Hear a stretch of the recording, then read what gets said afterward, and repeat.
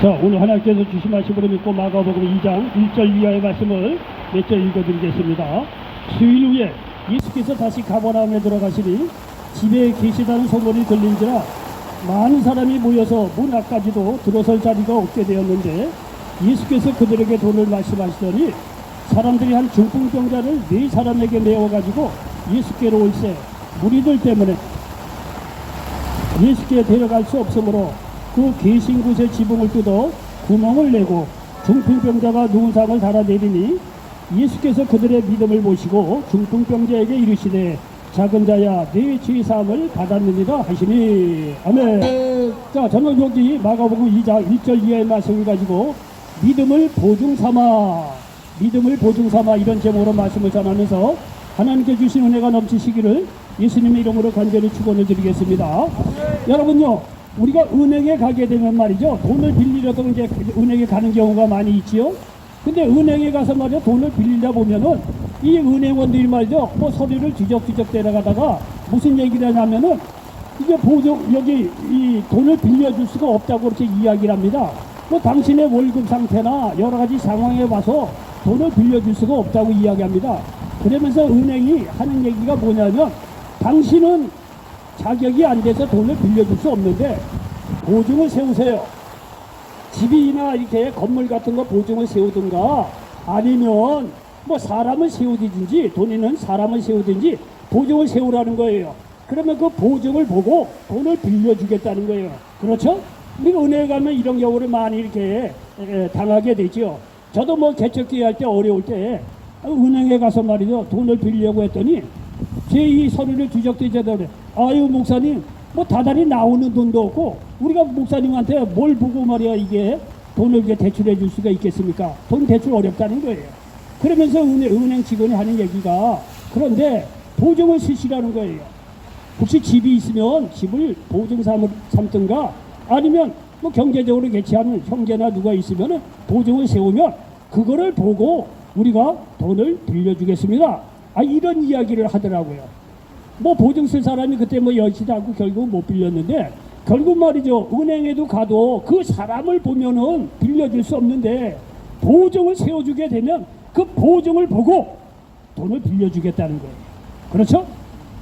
여러분요, 하나님의 나라도 마찬가지입니다. 하나님께서 어느 날 하늘나라를 딱 이렇게 내려다 보시고 우리 인간들을 어떻게 구원할까 생각을 딱 해보니 인간의 죄악을 생각할 때는 도대체 구원받아야 될 이유가 없다는 거예요. 헤아려서 보니까 의인도 없고 하나님을 찾는 사람도 없고 생각하고 행하는 모든 것이 죄악뿐인 것을 보시고 하나님께서 한탄하시는 거예요. 이건 도대체 인간을 구원시킬 방법이 없다는 거예요. 하나님께서 이렇게 뭐 편한 얘기로 고민을 하다가 그러면 우리 인간들의 행위를 봤을 때는 도대체 구원할 방법이 없는데 그러면 이 구원할 방법이 없는 인간들을 위해서 내가 보증을 세우겠다는 거예요.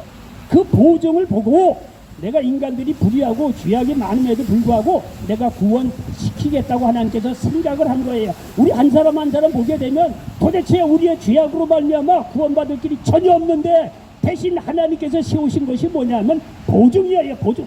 그 보증이 뭐냐면 우리의 믿음을 보시고 그 믿음을 보시고 하나님께서 우리를 구원에 내시겠다고 하는 새로운 그런 길을 여셨다는 사실을 믿으시기를 바랍니다. 아멘. 그래서 여기 이 로마서에 봐도 그런 얘기가 또 이렇게 나옵니다.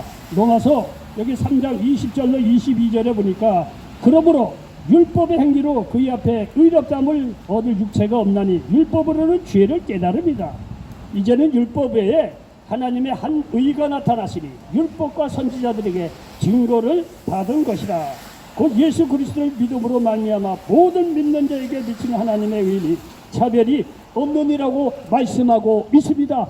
여러분, 우리의 행위로서는 도대체 구원받을 구석이 없으니까 하나님께서 보증을 세우셨는데 그것이 예수 그리스도를 십자가에 못 박혀 죽게 하시고 그 예수 그리스도를 믿을 때 그 믿음을 보증 삼아서 우리를 구원해 주시겠다고 하는 새로운 길을 열어놓으셨다는 사실을 믿으시기를 바랍니다. 아멘. 그래서 오늘 제목이 믿음을 보증 삼아라는 거예요. 우리가 세상 우리의 행위, 우리의 지혜, 우리의 지식, 돈 모든 거 주 앞에 보증 삼아도 구원의 길을 우리가 얻을 수가 없습니다. 방법이 없어요. 우리의 행위로서는. 그런 하나님께서 그런 것 말고 보증을 세우셨는데 바로 예수 그리스도를 믿음으로 말미암아 그 믿음을 보증 삼아 우리를 구원해 주셨다는 사실을 믿으시기를 바랍니다. 여러분 성경에 보면 구원도 믿음입니다.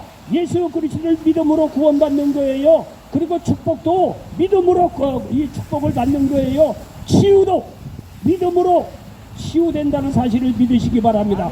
여러분 보십시오. 구원은 배 아래서 이 의인이었기 때문에 하나님께서 예수 그리스도를 보내주셔서 예수님을 믿을 때 우리의 영생을 주셨어요. 요한복음 3장 16절에 보니까 하나님이 세상을 이처럼 사랑하사 독생자를 주셨는데 이는 저를 믿는 자마다 멸망하지 않고 영생을 얻게 하려 하심이라고 말씀하고 있습니다. 여러분 이 말씀은요 생각보다 굉장히 귀한 말씀입니다. 세상 사람들이 이런 원리를 몰아서 오늘도 들러 산으로 돌을 닦는다, 철학을 배운다, 사상을 배운다, 난리 불루스야요. 여러분요 성경 외에 아무리 찾아봐도 구원의 길이 없는 거예요. 그래서 사도행전 4장 12절에도 구원받을 만한 다른 이름을 주신 적이 없다고 말씀하고 있다는 사실을 믿으시기 바랍니다. 우리는 예수 그리스도를 믿음으로 말미암아 그 믿음을 보증으로 삼아서 하나님께서 우리의 믿음을 보시고 우리를 구원해 주신다는 사실을 믿으시기 바랍니다. 여러분 축복도요 우리의 행위로요 절대로 축복받는 게 아닙니다. 믿음으로 받는 거예요. 우리의 믿음을 보시고 그거를 믿음을 보증 삼아 축복해 주신다는 사실을 믿으시기 바랍니다. 하나님께서 창세기 12장에 보면 아브라함을 불러요. 또 본토 친척 아버지 집을 떠나라는 거예요. 지시할 땅으로 가라는 거예요. 그렇게 하나님께 말씀하시니까 아브라함이 말이죠 어느 날 그렇게 하나님의 음성을 듣고 그 말에 순종해서 믿음으로 갔다는 거예요. 이 아브라함의 순종을 보고 하나님께서 아브라함에게 믿음으로 의롭게 되는 조상으로 아브라함을 세운 거예요. 이렇게 아브라함도 믿음으로 갈 바를 알지 못하고 나아갔을 때 창세기 12장 1절로 3절에 보니까 땅에 대한 축복을 주십니다. 자손을 창대하게 해 주시겠다는 복을 내리십니다. 그리고 복의 근원으로 만들어 주시겠다는 거예요. 보십시오. 아브라함에 대한 축복도 하나님을 믿고 순정해서 갔을 때 그 믿음을 보증 삼아서 하나님께서 축복해 주셨다는 사실을 믿으시기를 바랍니다. 여러분 사람이 자기 행위로요 절대 축복받는 길이 없어요. 그 축복은 이 육신의 장막을 벗어던지기 전까지만 유효해요. 자기 행위로 자기 노력으로 받는 축복은 이 세상에서만 유효하지 하나님 나라에는 의미가 없어요. 그러나 우리가 아브라함처럼 예수 그리스도를 믿고 하나님의 자녀가 되고 하나님을 믿을 때 하나님께서 우리를 말이죠 우리의 믿음을 보시고 우리의 지혜나 자랑이나 뭘 보는 것이 아니라 우리의 믿음을 보시고 축복해 주신다는 사실을 믿으시기를 바랍니다. 여러분 그러므로 말미암아 여러분 이 세상 지금까지 산 거 족하지 않아요? 여러분 내 자신을 믿고 내 가정 내 욕심 내 지혜 내 거 이렇게 해서 오늘까지 산 인생 족하지 않습니까? 그 결과가 뭡니까? 이제는 죽음밖에 바라볼 수밖에 없는 절망적인 상황 아닙니까? 아주 솔직하게 얘기를 합시다. 그렇다고 하면은 이게 나이가 들어서 더 이상 말이죠 이제 살 날이 얼마 남지 않았다고 한다면 지금보다도 지금까지 살아온 것에 비해서 그러면 인생을 바꿔볼 필요가 있지 않겠습니까? 이제는 내 정욕대로 내 욕심대로 내 생각대로 사는 것이 아니라 성경 말씀대로 좋다. 내가 오늘 성경 말씀대로 예수 그리스도를 믿을 때 믿음을 보증 삼아 하나님께서 축복해 주신다고 하는데 근데 나머지 인생은 정말 예수 그리스도를 믿음으로 한번 살아보겠다 마음의 결단을 내리시기 바랍니다. 그럴 때 하나님께서요 여러분의 나머지 인생을 복되게 하시고 복을 주신다는 사실을 믿으시기를 바랍니다.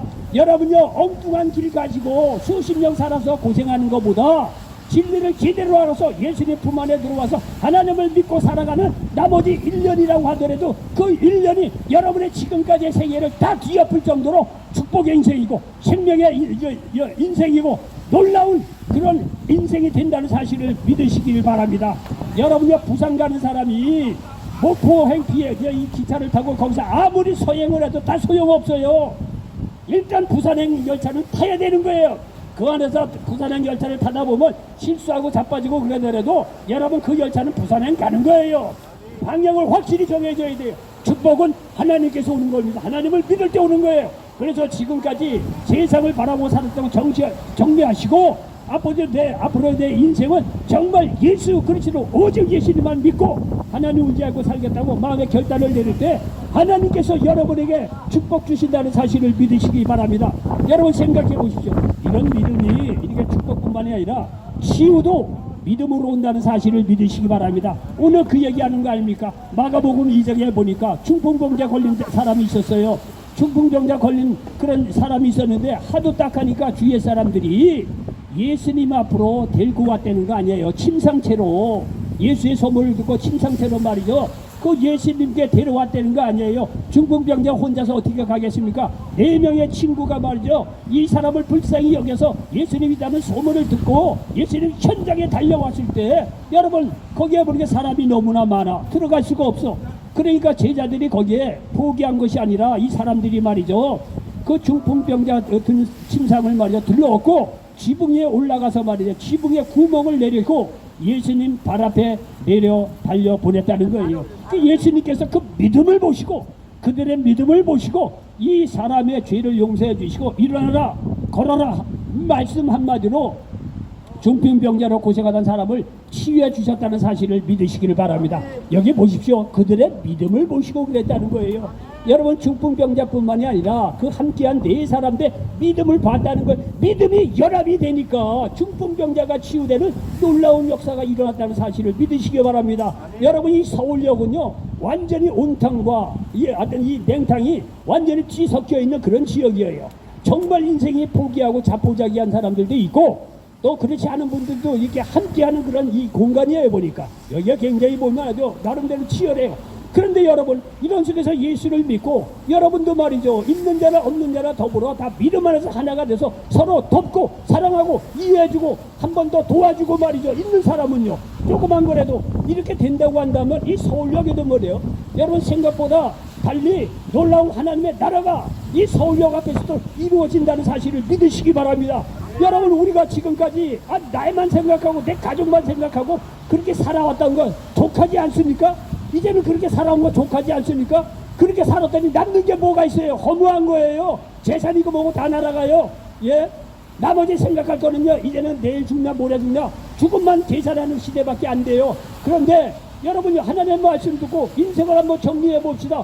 지금까지 인생을 떠나보내고 내가 이제는 내 자신 세상을 볼 것이 아니라 이제는 예수 그리스도를 믿음으로 말미암아 이제는요 영생 구원도 받고 축복도 받고 치유도 받이다. 그리고 예수 그리스도를 믿음으로 말이죠 서로 사랑하고 도와주고 말이죠 관심을 한 번 더 갖고 이렇게 산다고 한다면요 여러분 가는 곳마다 하나님의 나라가 그 마음속에 임했듯이 여러분의 삶 속에서도 임한다는 사실을 믿으시기를 바랍니다. 여러분 세상이 어려운 것 같지만요 그렇지 않아요. 쉬워요. 축복받는 길 어려운 것 같죠? 어렵지 않아요. 치유받는 길 어렵지 않습니다. 열심히 그 하나님 나라에 들어오면 하나님의 뜻대로 말이죠 믿음으로 힘을 모아서 서로 사랑하고 격려하고 도와줄 때 그 하나님의 축복이 임하는 거예요. 그렇게 한번 인생을 멋있게 살아볼 가치가 있지 않겠습니까? 지금까지 나 자신만을 위해서 그냥 먹을 거 입을 거 맨날 생각하고 그냥 내 가족만 그냥 내 아들 딸들만 그렇게 산 결과 남는 게 뭐가 있는 거예요. 아무것도 없어요. 솔직한 얘기로 이제는요 생각을 바꿔서 믿음으로 사시기 바랍니다. 믿음으로 영혼도 구원받고 축복도 받고 내 나머지 인생 믿음으로 서로 말이죠 이 서울역에 와서 없는 사람을 좀 더 사랑하고 한번 도와주고 말이죠 또 권하고 말이죠 참아주고 이런 인생을 살 때 그 사람이 가는 것만 하나님의 나라가 임하고 치유도 임하고 축복도 임하고 구원도 임한다는 사실을 믿으시기 바랍니다. 이 얼마나 멋진 인생입니까? 이 얼마나 아름다운 인생입니까? 이 얼마나 의미 있는 인생입니까? 이것이 하나님께서 우리를 향하신 그러한 인생의 모델이라는 사실을 믿으시기 바랍니다. 믿으시기 바랍니다. 예수 그리스도를 믿으시고 여러분 구원 받으시고 축복도 받고 치유도 받고 여러분 어느 곳에 가든지 가나 한 번 더 베풀고 사랑해주고 관심 기울여주고 그래도 생활이 나온 분이 있다면 여기 나온 사람은 얼마나 어려운 사람이 많이 있습니까? 작은 정성이도 도와주고 베풀어진다고 한다면 여러분의 나머지 인생 풍요로울 겁니다. 여러분 가는 곳마다 생명이 넘칠 겁니다. 여러분 어느 곳에 가나 환영받을 거예요. 여러분 어느 곳에 가나 말이죠 이 사람을 보라 이 사람이 말이죠 예수를 믿더니 이렇게 달라졌다고 말이죠 당사자도 그런 소리를 들을 뿐만 아니라 여러분 가는 곳마다 그런 많은 간증을 들을 겁니다. 인생은 그렇게 사는 거예요. 하나님 믿고 축복받고 영생받고 치유도 받고 주위에 가는 곳마다 사랑의 덕을 베풀 수 있는 저와 여러분 되시길 바랍니다. 그러한 사람에게 하나님께서 놀라운 축복으로 함께하여 주신다는 사실을 믿으시기 바랍니다. 기도하겠습니다. 조신 아버지 하나님 오늘 마가복음 2장 1절 말씀을 배경으로 해서 믿음을 보증 삼아 이런 제목으로 말씀을 나눴습니다. 이 말씀이 이 자리에 계신 모든 분들에게 그대로 응하게 도와 주시옵소서. 예수님의 이름으로 축복하고 기도하옵나이다. 아멘. 축도합니다.